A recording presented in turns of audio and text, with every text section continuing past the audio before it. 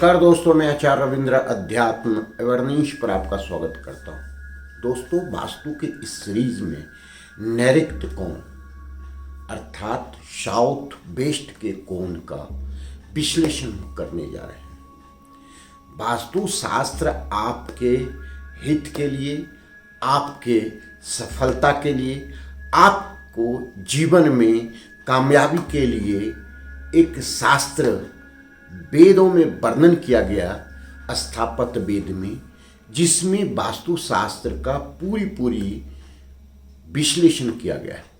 वास्तुशास्त्र आपको डराना या आपको भ्रमित करना नहीं है, समझें।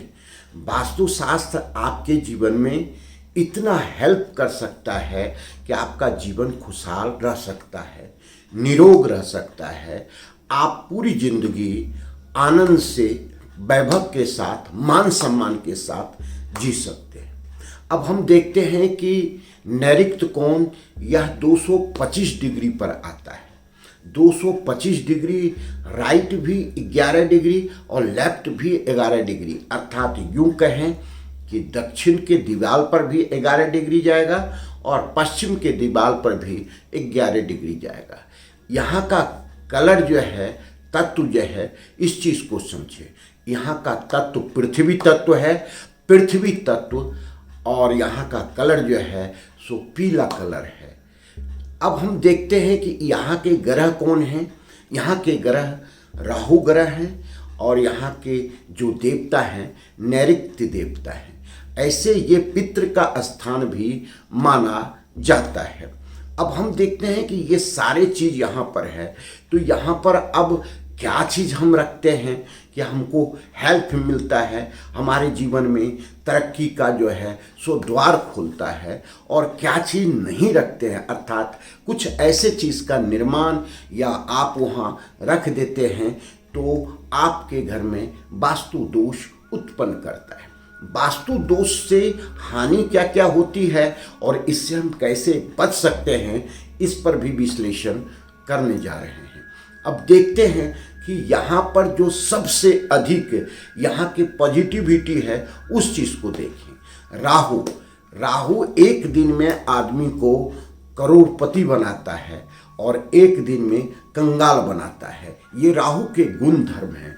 आपके बर्थ चार्ट में अगर राहु सही जगह, सही ग्रहों के साथ है और उसकी दृष्टि अच्छे जगह पर रहा है, जैसे आपके लग्न पर, आपके जो है भाग्य पर, आपके कर्म पर, तो ये समझिए आपके धन के क्षेत्र पर, या आप समझिए आपके लाभ स्थान को पॉजिटिव होकर के अच्छा योग बना रहा है, तो बर्थ चार्ट में ऐसा योग इनकी दशा महादशा आने पर आपको काफ़ी लाभ मिलता है।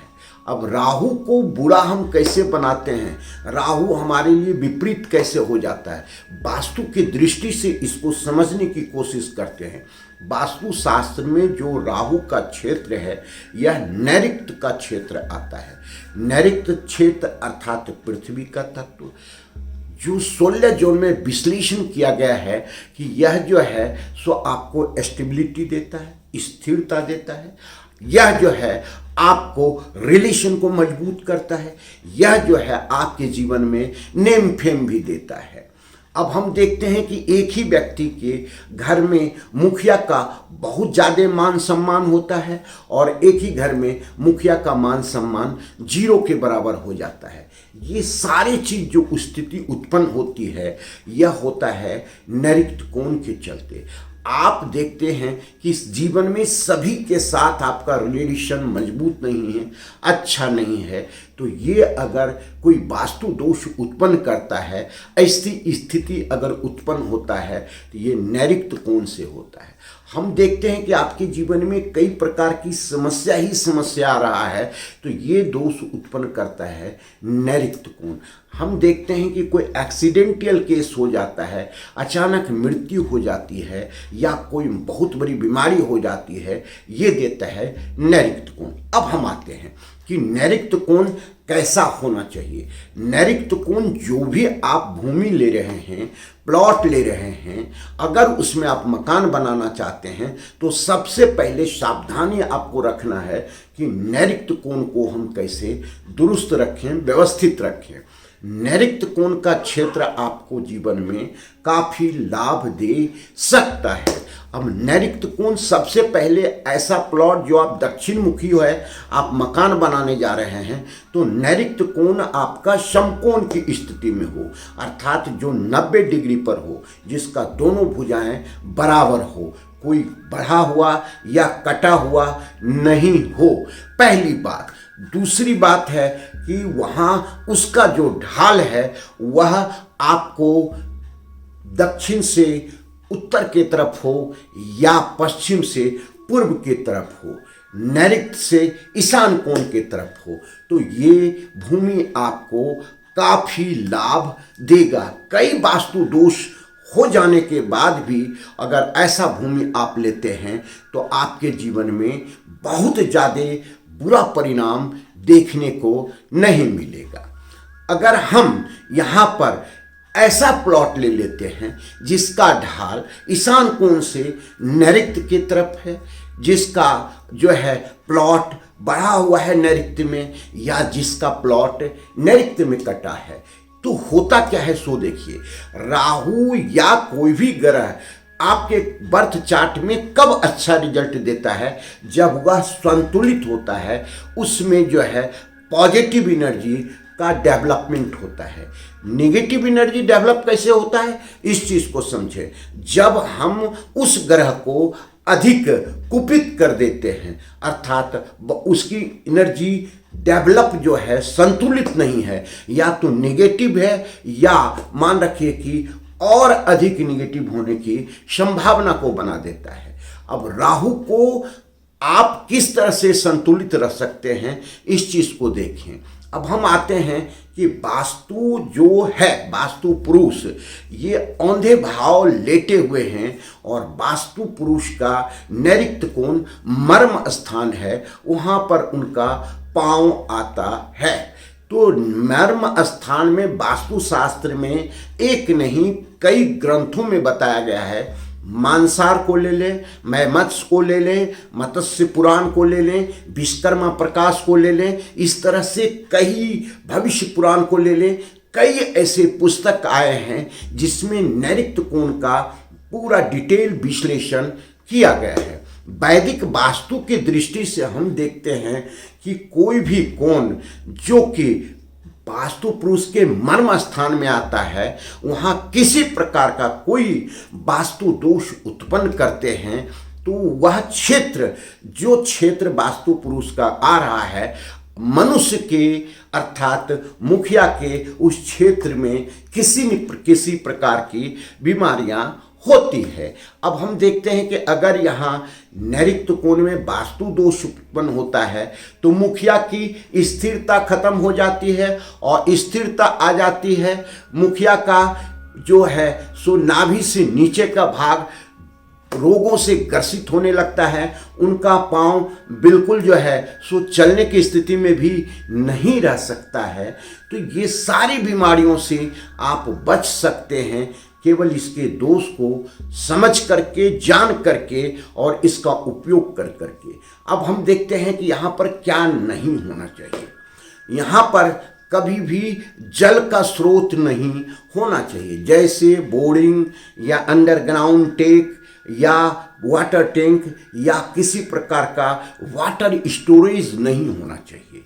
यहाँ पर कलर, नीला कलर, ब्लैक कलर या रेड कलर भी नहीं होना चाहिए। ये कलर से बचना चाहिए। यहाँ पर आपका जो मुख्य द्वार है वह नहीं होना चाहिए, इससे बचना चाहिए।